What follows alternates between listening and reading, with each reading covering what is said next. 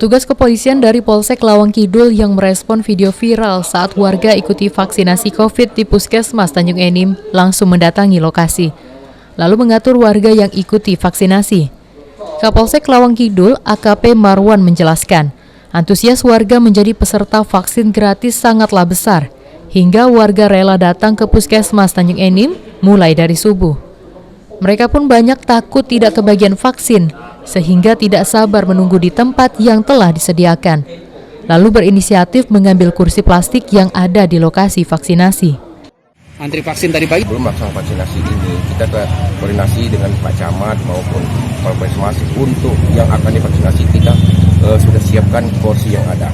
Namun berkat ataupun banyaknya masyarakat yang ingin melaksanakan vaksinasi tadi, pagi tadi, ada yang berebut, saling berebut masalah kursi. Padahal untuk di sini kita sudah siapkan kursi 75 yang sudah disiapkan untuk satu persatu daripada pasien tersebut.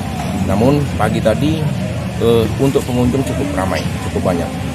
Kita dari Polsek maupun dari Satpol PP sudah melakukan pengamanan.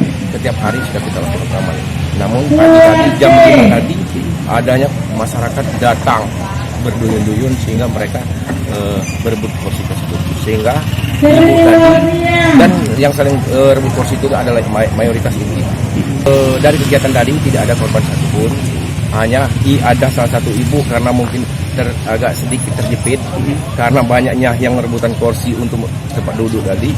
Padahal sudah kita siapkan 75 kursi yang sudah disiapkan satu persatu dan telah kita susun sesuai dengan prokes yang ada. Pihak kepolisian dan pihak terkait menghimbau agar warga tetap sabar mengantri vaksin gratis karena masih ada hari lain. Beberapa hari ke depan pihak Polsek Lawang Kidul juga akan melakukan vaksin gratis bagi warga, jadi jangan takut tidak bisa divaksin dan tetap jaga protokol kesehatan untuk kesehatan bersama. Mardiansyah, PAL TV.